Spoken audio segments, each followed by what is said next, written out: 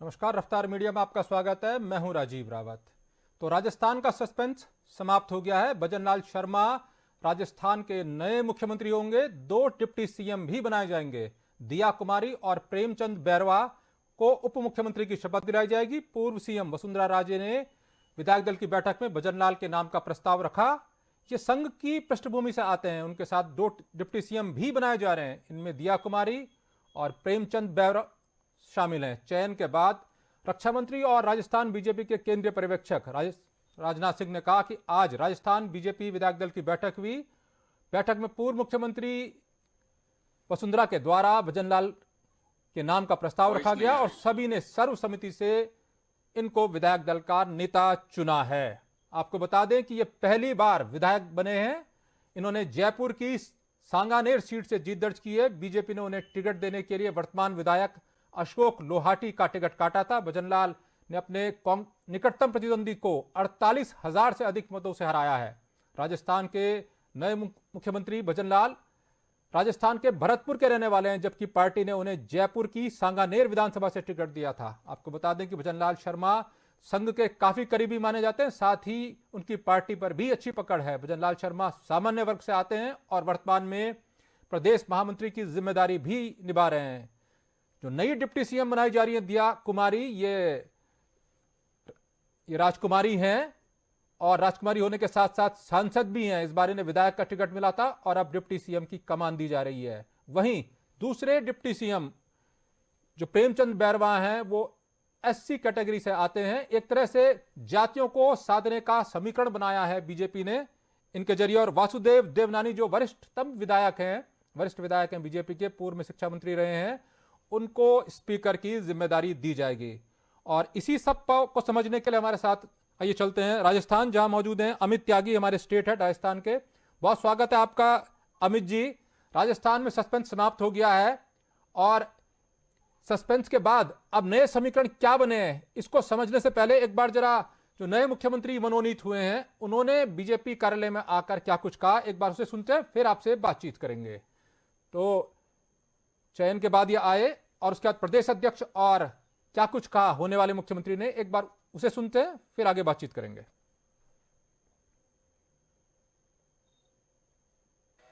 आदरणीय दिया जी, जो प्रदेश की महामंत्री के रूप में लगातार संगठन के व्याप को बढ़ाने के लिए और सांसद के रूप में बहुत सक्रियता से काम कर रही हैं। प्रेमचंद बैरवा जी जो लगातार दलित हितों की रक्षा के लिए और उस क्षेत्र के विकास के लिए हमेशा से काम कर रहे हैं। आदरणीय वासुदेव देवना जी जो बहुत ही वरिष्ठ नेता है हमारे और लगातार उस क्षेत्र से विजयश्री प्राप्त करते हैं। ये विधानसभा के अध्यक्ष के रूप में पूरे सदन का मार्गदर्शन करेंगे। मैं पुनः श्री भजनलाल शर्मा जी को, वासुदेव देवनानी जी को, आदरणीय दिया जी को, प्रेमचंद बैरवा जी को, पूरे राजस्थान की इकाई की ओर से बहुत बहुत बधाई और शुभकामना देता हूं। ये जीत है मोदी जी की गारंटी की। ये शिकस्त राजस्थान की जनता ने दी है जालसाजी को, झूठ को, भ्रष्टाचार को,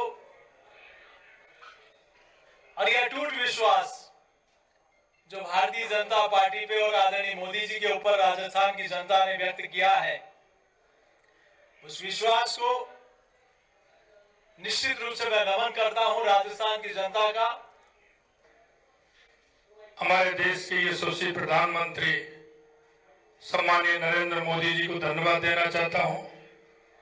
मैं हमारी पार्टी के राष्ट्रीय अध्यक्ष सम्माननीय जेपी नड्डा जी को धन्यवाद देना चाहता हूं। सम्माननीय हमारे गृह मंत्री अमित शाह जी को धन्यवाद देना चाहता हूं। हमारे रक्षा मंत्री सम्माननीय राजनाथ सिंह जी को धन्यवाद देना चाहता हूं और हमारे पर्यवेक्षक महामंत्री हमारे सम्माननीय विनोद तावड़े जी, उपाध्यक्ष हमारी बहन सरोज जी, उनको भी धन्यवाद देना चाहता हूं। और जिन्होंने नाम का प्रस्ताव किया, हमारी पार्टी की राष्ट्रीय उपाध्यक्ष और पूर्व मुख्यमंत्री माननीय वसुंधरा। चलिए, तो होने वाले मुख्यमंत्री और प्रदेश अध्यक्ष जी को आप सुन रहे थे। अमित त्यागी जी स्टेट हेड रफ्तार के हमारे साथ मौजूद हैं राजस्थान से, जयपुर से। बहुत स्वागत है आपका अमित जी। नए विधायक पहली बार विधायक बने और अब सीधे मुख्यमंत्री बनेंगे। राजस्थान किस रूप में ले रहा है, इसके मायने क्या हुए? सर वॉइस थोड़ी साफ साफ नहीं आ रही है, लेकिन एक बहुत बड़ा घटनाक्रम ये हुआ है कि मुख्यमंत्री उप मुख्यमंत्री जो दोनों बने हैं वो जयपुर ही जिले से आते हैं। और भजन लाल जी के बारे में किसी को भी अंदाजा नहीं था कि इस बार जो मुख्यमंत्री बन के आएंगे वो भजन लाल जी होंगे। ऐसा लगता है कि प्रधानमंत्री मोदी को ये पहले से जो है आभास था या पहले से उनकी प्लानिंग थी कि उन्हें भरतपुर से उठा के जयपुर की सांगानेर सीट से चुनाव लड़ाया जाता है और अचानक उनको मुख्यमंत्री के लिए बुला लिया जाता है। अचानक मुख्यमंत्री के लिए बुला लिया जाता है और साथ में जो 2 डिप्टी सीएम भी बनाए हैं, राज परिवार से डिप्टी सीएम का पद दिया गया है, एक एससी कैटेगरी में भी डिप्टी सीएम का पद दिया गया है। ये इससे बैलेंस थम जाएगा जो कास्ट बैलेंस है राजस्थान का? पहले मीडिया में कुछ खबर ये चली कि कैलाश चौधरी और अनीता बघेल को जो है वो उप मुख्यमंत्री बनाया जा रहा है और लगभग सभी जो मुख्य मीडिया था उसने एक बार तो घोषित कर दिया था, लेकिन फिर अचानक चेंज होता है और उसमें दिया कुमारी और हमारे जो दूदू से विधायक हैं उनका नाम लिया जाता है और इसमें कहीं ना कहीं राजपूतों को और दलित को साधने की कोशिश की गई है। नहीं, साधन तो लेंगे लेकिन सज जाएंगे क्या राजपूत? क्योंकि राजस्थान तो कम से कम भारत में ऐसा राज्य है जहां राजपूतों का वर्चस्व रहा है, चाहे वो गुलामी का काल रहा हो तब भी राजस्थान में राजपूत शिखर पे रहे। क्या मान जाएंगे डिप्टी सीएम पद से? मन मान जाएगा? देखिए राजस्थान जो है या राजस्थान में राजपूतों का और हरियाणा में जो है वो जाटों का प्रतिनिधित्व हमेशा रहा है जी। लेकिन प्रधानमंत्री जो मोदी हैं उन्होंने हमेशा प्रतिनिधित्व को चेंज किया है और ये पहला मौका ऐसा आ रहा है कि जब राजपूतों को सेकेंडरी स्थिति में ला दिया जाता है और फ्रंट में एक ब्राह्मण चेहरा उतार दिया जाता है। तो कहीं ना कहीं ये विवादों का कारण हो सकता है, लेकिन दिया कुमारी को उप मुख्यमंत्री बना के इनको साधने की कोशिश की है। सबसे बड़ा जो राजपूत चेहरा है वो वसुंधरा राजे, उनको मुख्यमंत्री नहीं बनाया गया। राजेंद्र राठौड़, गजेंद्र राठौड़ और शेखावत, और कहीं ना कहीं ये महसूस किया गया कि कहीं ना कहीं राजपूतों को एक तरह से मनाने की कोशिश करने के लिए उप मुख्यमंत्री का पद दिया कुमारी को दिया गया। मोटे तौर पर अमित जी जो देश जानता है वो ये जानता है कि जो नए मुख्यमंत्री हैं ये पहली बार विधायक बने हैं, ये भी जानता है कि ये प्रदेश महामंत्री हैं वर्तमान में संगठन के, थोड़ा सा ये जानता है संघ की पृष्ठभूमि है और विद्यार्थी परिषद से जुड़े रहे। इसके अलावा इनका प्रोफाइल देश नहीं जानता। आप बता पाएंगे पूरे भारत को कि क्या पृष्ठभूमि इनकी रही है? जी, असल में ये संघ पृष्ठभूमि से आते हैं और जैसा मोदी जी का जो है वो एक तरीका है कि ये पहली बार चुनाव जब लड़े तो इनकी जमानत भी जब्त हो गई और अगली बार इनको उतारा जाता है। कहीं ना कहीं जो की जो सीट है वो ब्राह्मण बाहुल्य सीट है और कहीं ना कहीं एक सेफ सीट दे दी जाती है। बहुत से नालावटी जो पुराने विधायक थे उनको हटाया गया। इसके अलावा कुछ और ब्राह्मण चेहरे थे जो चुनाव लड़ना चाहते थे, लेकिन इनको भरतपुर से बुला के जयपुर बुलाया गया और जयपुर से इनको एक कंफर्ट सीट दी गई जिससे ये जीत सकें। और कहीं ना कहीं मैं मानता हूं कि प्लानिंग पहले से थी कि इनको कुछ बड़ा पद दिया जाएगा, लेकिन मुख्यमंत्री का पद दिया जाएगा ये एक अचंभित कारण रहा। हाँ, ये अचंभे वाली बात भी है, लेकिन एक चीज और मैं आपसे समझ चाहूंगा, जैसे विद्यार्थी परिषद और संघ से जुड़े हुए नेताओं को तरजीह मिली है मध्य प्रदेश में और छत्तीसगढ़ में, और मध्य प्रदेश में भी जिनको सीएम बनाया गया है उनका एक रिकॉर्ड रहा है, वो नगर मंत्री से लेकर राष्ट्रीय मंत्री तक रहे हैं विद्यार्थी परिषद के, तो सर्वोच्च पद उनका विद्यार्थी परिषद में रहा है, इसलिए सर्वोच्च स्थान उन्हें अक्सर मिलते रहे हैं। पूर्व में कई बार मंत्री रहे हैं, इसके अलावा 3 बार के विधायक हैं, तो उनका करियर कुछ समझ में आता है। इनका इतिहास क्या रहा है जब ये विद्यार्थी परिषद में थे या संघ में थे, तो कुछ प्रोफाइल रहा है इससे पहले इनका?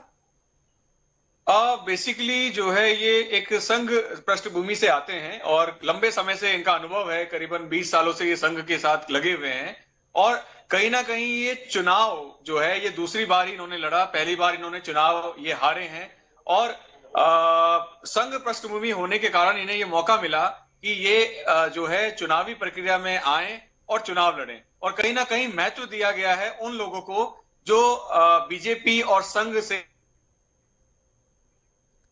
अच्छा, चलिए आप बता रहे हैं, ये भी कहा जा रहा है कि जब ये महामंत्री उनको सर्वोच्च पद के बारे में, राजस्थान के सर्वोच्च बारे में सोचा जाए। ये भी बताया जा रहा है कि महामंत्री, प्रदेश के महामंत्री के रूप में इन्होंने धार दी। विपक्ष में जो काम नेता प्रतिपक्ष और विधायकों को करना चाहिए था वो संगठन में इन्होंने अग्रेसिव रखा, और ये सड़कों पर लगातार रहे कांग्रेस सरकार के खिलाफ। क्या ऐसा रहा कि इन्होंने लीड किया पूरे 4-5 साल में संगठन के रूप में सड़कों पर बीजेपी को? देखिए, इनका जो रहा है, बहुत बार एक बार इन पे आरोप भी लगे कि कुछ जो है वो फाइनेंशियल लेन देन हुआ किसी विधायक को सीट देने के लिए, लेकिन उसके बाद भी जो है वो स्थिति बनी रही कि इन्होंने संघर्ष करते रहे, और कहीं ना कहीं संघ पृष्ठभूमि में इन्होंने बीजेपी को मजबूत करने का और जो है अलग अलग लोगों को साधने का इन्होंने अपना कार्यक्रम जारी रखा। और आज उसका यही देन है कि प्रधानमंत्री मोदी ने इनको इस लायक समझा कि मुख्यमंत्री राजस्थान की कमान जो राजपूतों के हाथ में हुआ करती थी ज्यादातर समय, या फिर अशोक गहलोत जो एक माली समाज से ब्राह्मण चेहरा उतारा गया और उसे मुख्यमंत्री के तौर पे लाया गया। वो समय था जब जो है मैं ईमानदार प्रश्न आपसे पूछना चाहूंगा, क्योंकि देश जैसे बहुत कुछ नहीं जानता है तो पत्रकार भी बहुत ज्यादा ध्यान इन पर नहीं देते होंगे, क्योंकि ये सीएम की रेस में थे नहीं, लेकिन फिर भी क्योंकि ये प्रदेश महामंत्री रहे हैं संगठन में, वर्तमान प्रदेश महामंत्री हैं, इनका जो आइडिया ऑफ गवर्नेंस होगा कुछ झलकता है कि पूर्व के कार्यकाल से कि अब इस तरह से ये सरकार चलाएंगे, इससे पूर्व ये इस तरह के काम करते थे? मतलब कुछ विजन बन रहा है राजनीतिक गलियारों में, इनके बारे में चर्चा हो पा रही है कि भाई अगले 5 साल सरकार ये किस रूप में चला पाएंगे? देखिए, हकीकत तो ये है कि जब इन्हें सांगानेर की सीट से उतारा गया तो कहीं ना कहीं ये कहा गया कि इनके अगेंस्ट में जो कैंडिडेट थे वो कहीं जीत रहे हैं, और कहीं ना कहीं जो है भजन लाल जी जो है वो हार भी सकते हैं। और लेकिन क्योंकि संघ की परिदृश्य से आते थे तो इन्होंने अच्छा फाइट दिया और अपने कैंडिडेट को भारी अंतरों से हराया। और ऐसा ही लगता है कि जो संघ पृष्ठभूमि से लोग आते हैं वो धीरे धीरे अपना काम नीचे नीचे करते रहते हैं, और कहीं ना कहीं उनका जो काम करने का कल्चर है वो बहुत ही अच्छा होता है। ऐसे ही अभी ये कहना जल्दबाजी होगी कि ये किस तरीके से काम करेंगे, क्योंकि इन्होंने कभी उस तरह का नेतृत्व नहीं किया, संगठन में नेतृत्व किया है, लेकिन देखना होगा कि किस तरह का नेतृत्व राजस्थान में आता है।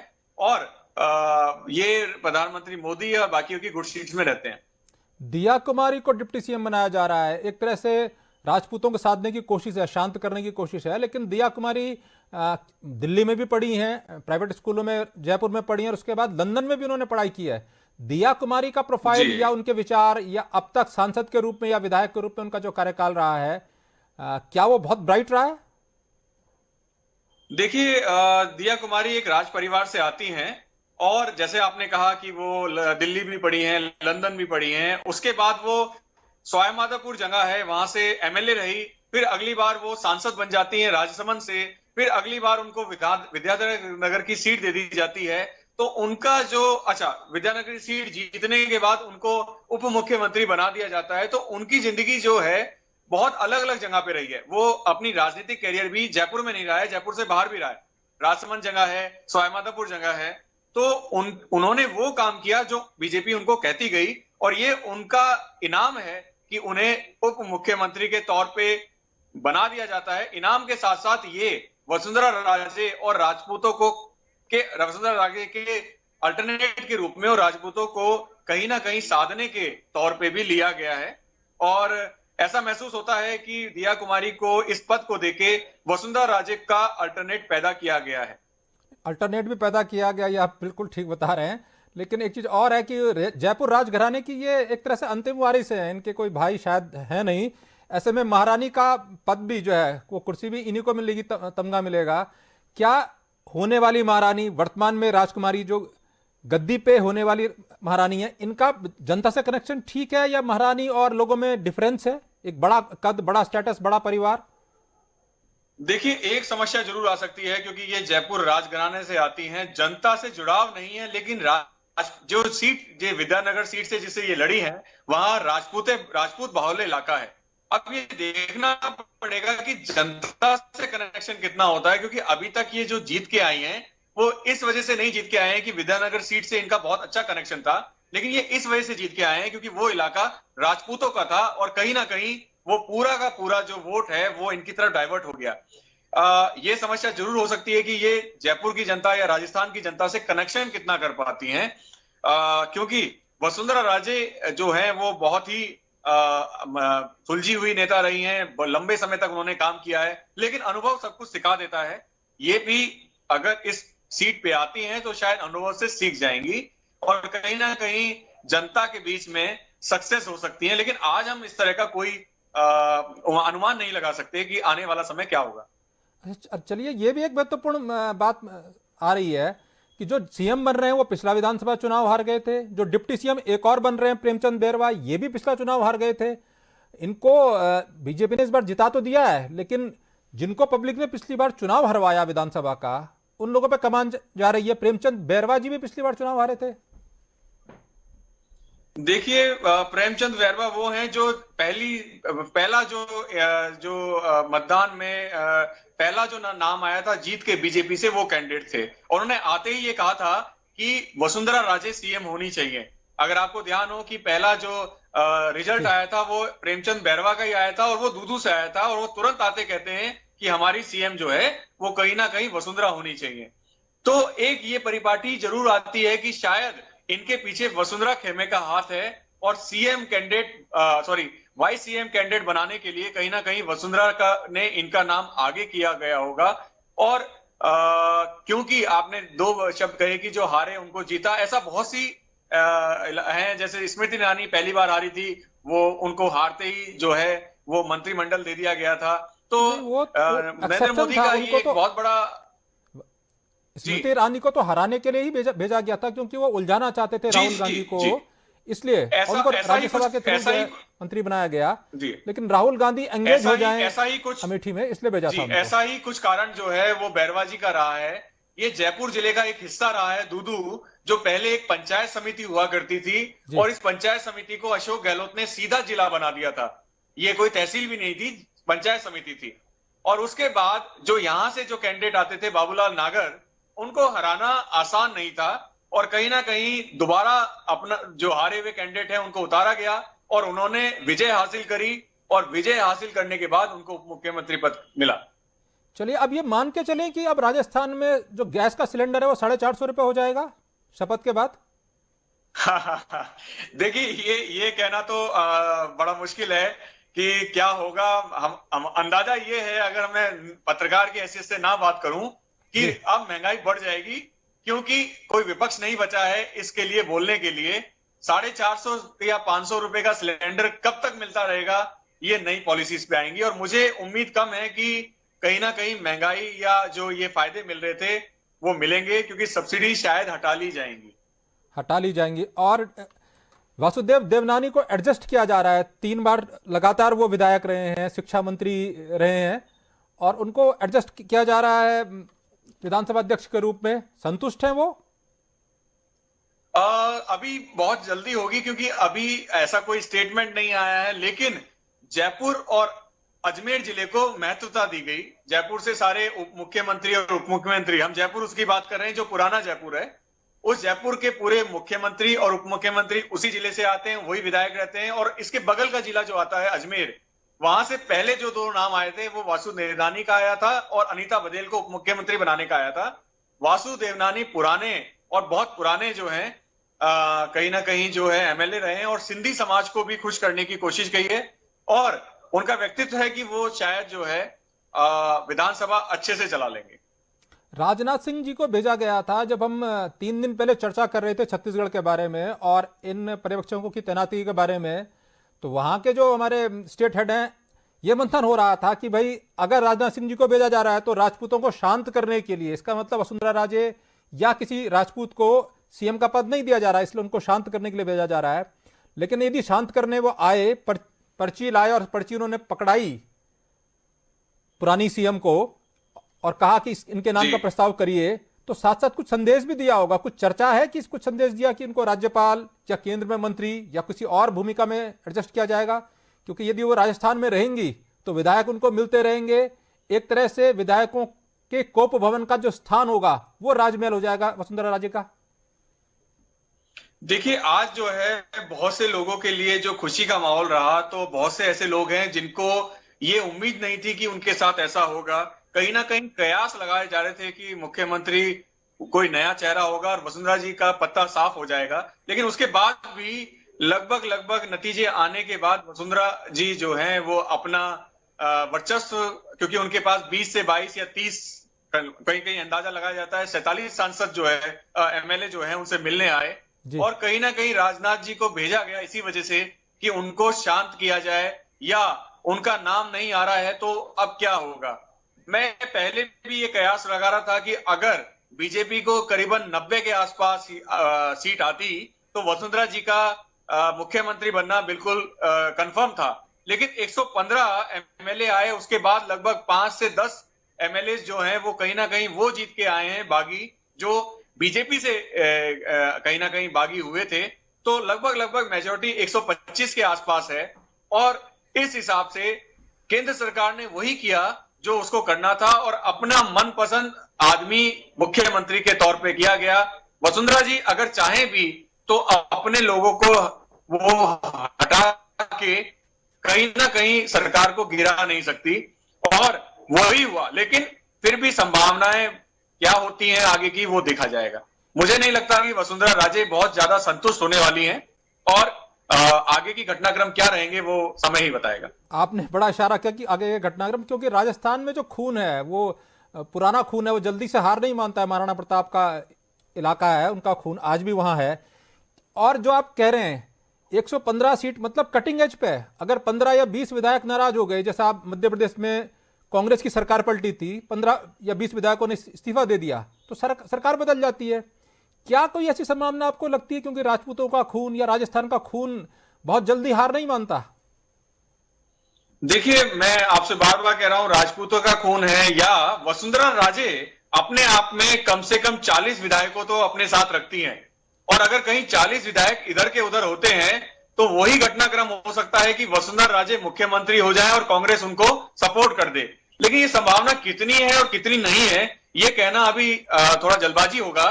और संभावनाएं ये भी है, वसुंधरा राजे संतुष्ट होने वाली नहीं है कि उनको उप मुख्यमंत्री पद से हटा दिया जाए। एक नाम और है जो पूरा संभावना किया जा रहा था कि वो उप मुख्यमंत्री बनेंगे, वो है किरोड़ी लाल मीणा, जिनका बहुत बड़ा हाथ रहा पूर्वी राजस्थान में मीणाओं को साधने का, और कहीं ना कहीं मीणा बहुल्य सीटों को लेके आने का। वो 20 सीटें या 25 सीटें भी इंपॉर्टेंट थी, जो किरोड़ी लाल मीणा अगर ना करते तो शायद बीजेपी जो है नहीं जीत पाती। उनको उप मुख्यमंत्री ना बनाना थोड़ा सा खलता है, लेकिन हो सकता है आने वाले मंत्रिमंडल में उनको कोई अच्छा जगह दे दी जाए और उन्हें संतुष्ट किया जाए। एक चीज और समझना चाहूंगा, राज्यवर्धन राठौर का नाम फिजाओं में 2-3 साल पहले बड़े तेजी से तैर रहा था। माना जा रहा था शार्पेस्ट नेता जो है प्रधानमंत्री की नजर में या केंद्र की नजर में भी वही है। पूर्व में उनका प्रोफाइल बहुत बड़ा रहा है भारत के लिए, सेना में। अचानक से उनका नाम इन सारी चर्चाओं से कहां गायब हुआ, क्यों? देखिए, जो इतिहास रहा है वो ये रहा है कि केंद्र से बड़ा कोई ना बने, या केंद्र से जो कहे उन आदेशों की पालना होती रहे, या हम ये भी कह सकते हैं कि केंद्र जो कहे उनसे बड़ा व्यक्ति कोई डेवलप ना हो पाए। राजवर्धन जो है वो उस पिक्चर की तरह आए जो बहुत जल्दी हिट हुई और बहुत जल्दी सिनेमा से उतर गई, और कहीं ना कहीं राजवर्धन राठौड़ का अभी कहीं नाम नहीं है, और संभावना भी बहुत कम है कि उनका कोई मंत्रिमंडल में उनका कोई नाम होगा। बल्कि उन्हें एक विधायक बना दिया गया है, और वो सेंट्रल से आए हुए व्यक्ति रहे। यहाँ विरोध भी बहुत हुआ, आखिरी समय में उनको जीत मिली।